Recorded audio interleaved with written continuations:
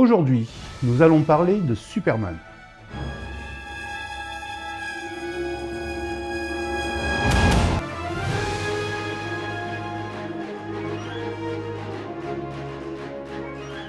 L'histoire de Superman commence en 1933. Jerry Siegel et Joe Shuster ont 17 ans. Siegel écrit un récit court qui sera illustré par Shuster pour son fanzine science-fiction, intitulé « Le règne de Superman ». Le personnage principal, Bill Dunn, est un vagabond qui, suite à une drogue expérimentale, obtient des pouvoirs. Il est télépathe, il a des dons de clairvoyance et de manipulation mentale. Il utilise ses pouvoirs, non pas pour faire le bien, mais à des fins personnelles, pour assouvir ses caprices et gagner un max de thunes. Il finira par perdre ses précieux pouvoirs et redeviendra vagabond. Mais le fanzine ne se vend pas beaucoup. Siegel se dit que le format bande dessinée marcherait mieux et que le héros devrait être un gentil et non pas un vilain. Ils se remettent au boulot. C'est à ce moment-là que Bill Dunn développe une force surhumaine et une résistance aux balles. Après plusieurs refus pour être publié, Siegel se sépare de Shuster. Il essaye d'autres dessinateurs. Le personnage est peaufiné et commence à ressembler de plus en plus au Superman que l'on connaît. Puis, Shuster revient au dessin. Dunn devient Clark Kent, et c'est aussi la période où apparaît Lois Lane. En 1937, alors que les deux amis font des BD de détectives et d'aventures, leur employeur leur propose de publier Superman, mais dans un nouveau magazine qui s'appellera Action Comics, mais à une condition, que les deux auteurs cèdent les droits de Superman. Ils acceptent, ne croyant plus à un potentiel succès. Ils vendent leurs droits pour $130. Le succès de Superman est immédiat. Il éclipse les autres séries de Action Comics. Bien qu'ayant cédé leurs droits de Superman, Siegel et Shuster sont bien mieux payés que leurs camarades. En 1943, Siegel est incorporé dans l'armée. Alors qu'il est basé à Hawaï, il apprend que Detective Comics sort une nouvelle série inspirée de Superman, Superboy. Il est furieux de ne pas avoir été consulté. Il est finalement licencié en 1946 par DC et les attaque. Il veut récupérer les droits de Superman et de Superboy. Le tribunal estime que le contrat qu'il a signé en 1938, cédant les droits de Superman à DC, est toujours valable. En revanche, Superboy étant une nouvelle série inspirée de Superman, Siegel peut prétendre aux droits. Siegel et Shuster continuent à faire de la bande dessinée après leur départ de DC, mais ne retrouveront plus vraiment le succès. En 1957, DC re-embauche Siegel. En revanche, Shuster reste sur la touche, étant devenu entre-temps aveugle. En 1969, les deux compères retentent de récupérer les droits. Ils s'appuient sur une loi de 1909 qui permet aux auteurs de renouveler leurs droits tous les 25 ans. Mais une fois de plus, le tribunal leur donne tort. Le juge estime que leur contrat de 1938 a transféré aussi leurs droits de renouvellement. Siegel est à nouveau renvoyé. Shuster meurt en 1992. DC offre une bourse à ses héritiers en échange de leur renoncement de contester leur contrôle de Superman. Ils acceptent. Siegel meurt en 1996. Ses héritiers tentent alors de récupérer les droits de Superman. Après des années de négociations, les héritiers acceptent finalement un compromis. Ils toucheront plusieurs millions de dollars et une bourse annuelle de $500 000. Un avocat spécialisé dans le show business et qui par ailleurs a une société de production et voulant récupérer les droits de Superman, arrive à les convaincre de renoncer à leur accord. En 2008, le juge tranche en leur faveur, mais la cour d'appel tranche finalement en la faveur de DC Comics. Bref, une histoire qui n'en finit pas. Et en 2033, Superman tombera dans le domaine public. Le Superman de 1938, celui qui apparaît dans Action Comics numéro 1. Superman a beaucoup évolué au fur du temps. Il faut dire qu'on part de loin. Dans sa première version, c'était un méchant clodo télépathe. Une grande partie de ses pouvoirs lui vient du soleil jaune. En voici une liste. Il a une super force. Ce pouvoir s'adapte selon les besoins du scénario. On l'a vu grimacer et galérer pour arrêter un train, mais on l'a aussi vu déplacer une planète. Une super vitesse. On estime que sa vitesse sur Terre est plus haute que la vitesse du son. Et dans les airs, il dépasserait largement la vitesse de la lumière. Il a aussi une super endurance. Il n'a pas besoin de se reposer, de manger, de boire, ni même de respirer. Ceci dit, dans certaines histoires, il a besoin de réserves d'oxygène pour aller dans l'espace. Il a une super résistance, une quasi-invulnérabilité en fait. Il a une structure moléculaire extrêmement dense, ce qui rend sa peau impénétrable. Et il a aussi une aura bioélectrique indestructible d'environ 3 mm qui le protège et par la même occasion protège son costume. Mais là encore, sa résistance physique a des limites floues. Elle s'adapte au scénario. Il a une supervision. Alors là, ça englobe beaucoup de choses.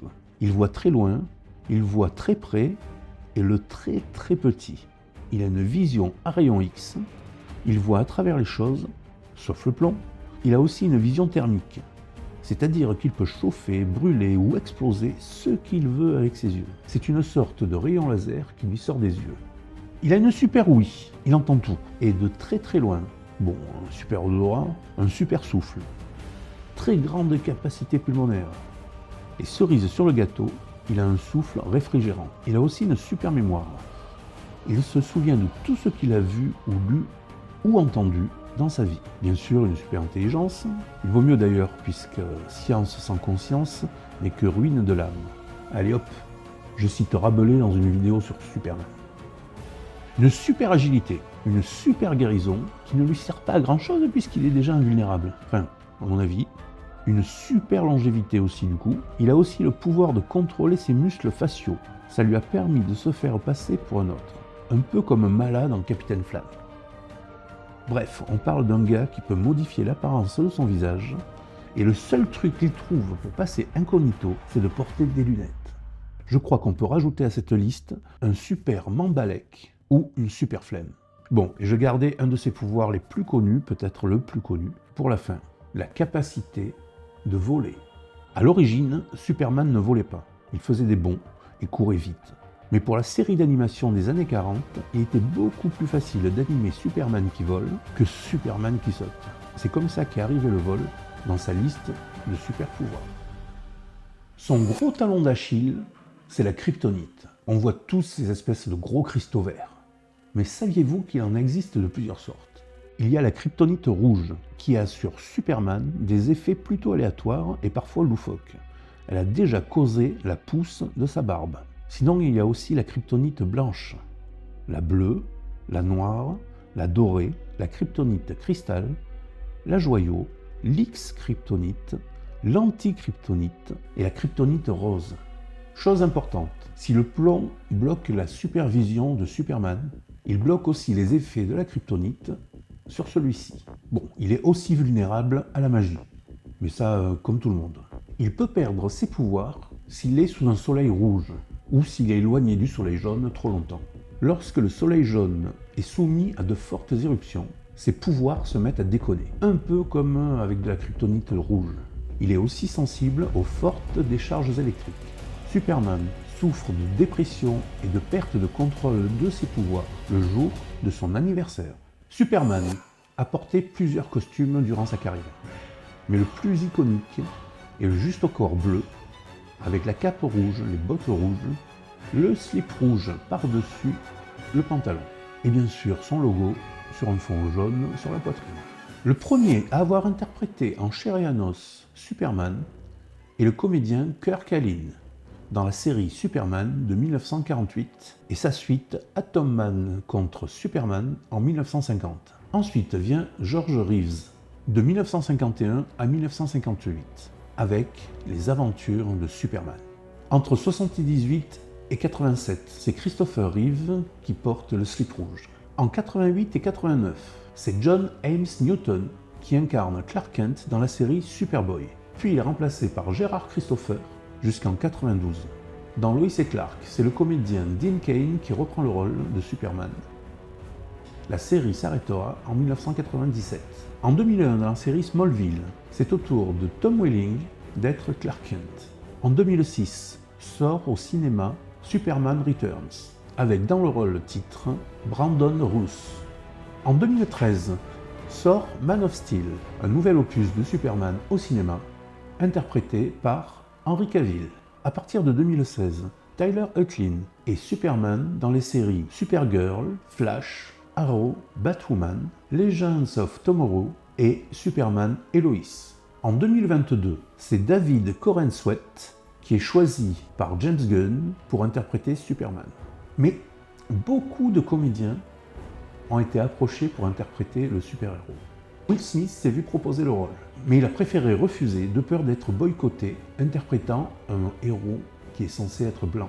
Et il parlait d'expérience puisqu'il avait déjà interprété James West dans Wild Wild West. Jude Law aussi a failli être Superman. En 2006, Bryan Singer pense à lui pour Superman Returns. Le réalisateur, pour le convaincre, lui fait livrer chez lui un costume de Superman. Jude Law dira « J'ai apporté le costume dans ma salle de bain. Je l'ai enfilé. Puis je me suis regardé dans le miroir et là, d'un coup, je suis devenu Superman.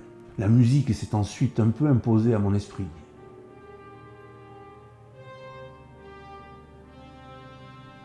Et je me suis imaginé portant ce costume sur des affiches dans le monde entier. Et là, je me suis dit, non, il n'y a pas moyen. Ben Affleck, qui lui a incarné Batman, a aussi porté le costume de Superman. En 2016, dans le film Hollywoodland, il n'interprète pas Superman, mais George Reeves, qui lui interprétait Superman. James Caan a aussi été approché en 1978, mais là ça a été rapide. Il a tout de suite refusé en disant « Porter ce costume ? Non, il n'y a pas moyen. » No. Mohamed Ali aussi a été envisagé un instant, mais ça l'a pas fait. Tim Burton a travaillé sur une version de Superman qui n'a jamais été tournée. Des contrats ont été signés, des cachets ont été versés, mais le tournage ne se fera jamais.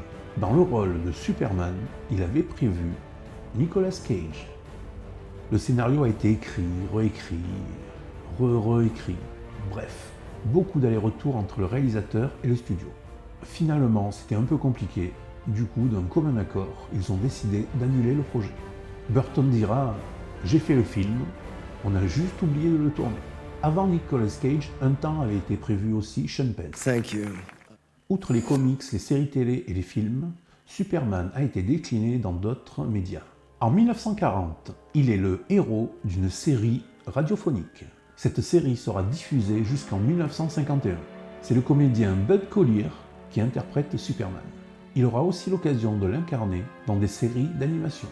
En 1942, Superman est aussi adapté en roman, The Adventure of Superman, écrit par George Lauser et illustré par le studio de Joe Shuster. Les 2 premiers chapitres racontent l'histoire de Krypton. Les 3 suivants racontent l'enfance de Superman dans la ferme des Kent. Dans le 6e, Clark Kent arrive à Metropolis et se fait embaucher au Daily Planet. Les 11 chapitres suivants racontent des histoires de navires fantômes et de méchants nazis. En 1966 sort la première comédie musicale consacrée au héros. It's a bird, it's a plane, it's Superman. Someone to look up to, up and away, and Miss Lane, you say that will always be. En 2017, l'artiste français Léo Caillard sculpte un buste de Superman en résine et en poudre de marbre à la façon des bustes de l'Antiquité. Il est aussi très présent dans le monde du jeu vidéo à partir de 1978, avec Superman sur l'Atari 2600.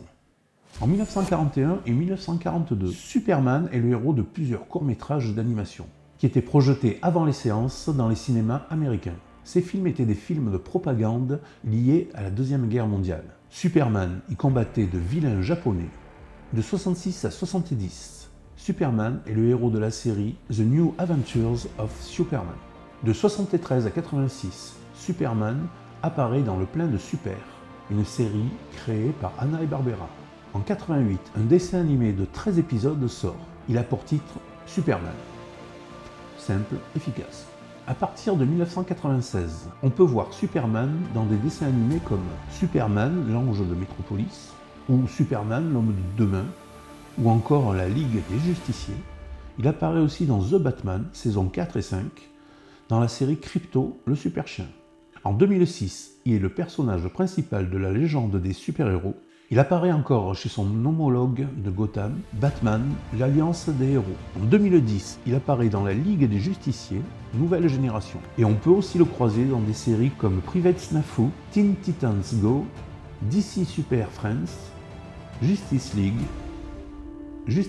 Action, Harley Quinn DC Super Hero Girls, Injustice, Justice Society, World War II.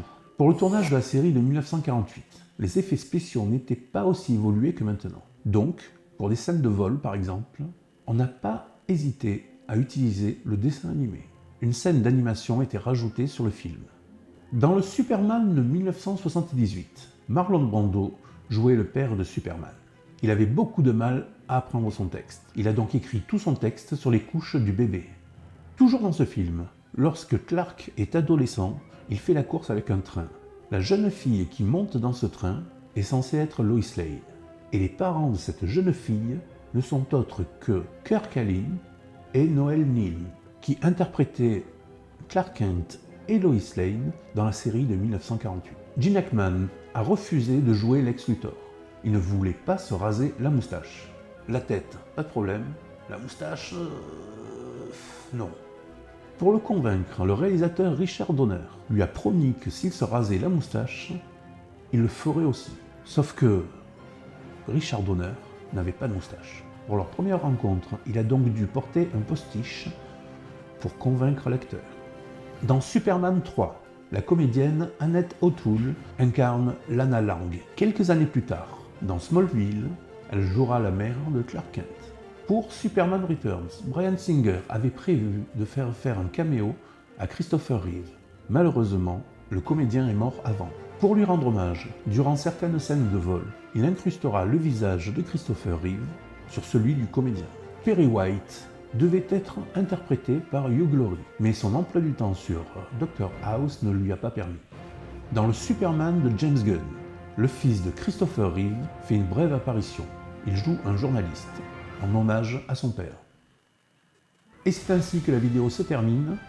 N'oubliez pas de laisser un super like, un super abonnement et de super partager. Et je vous dis à bientôt.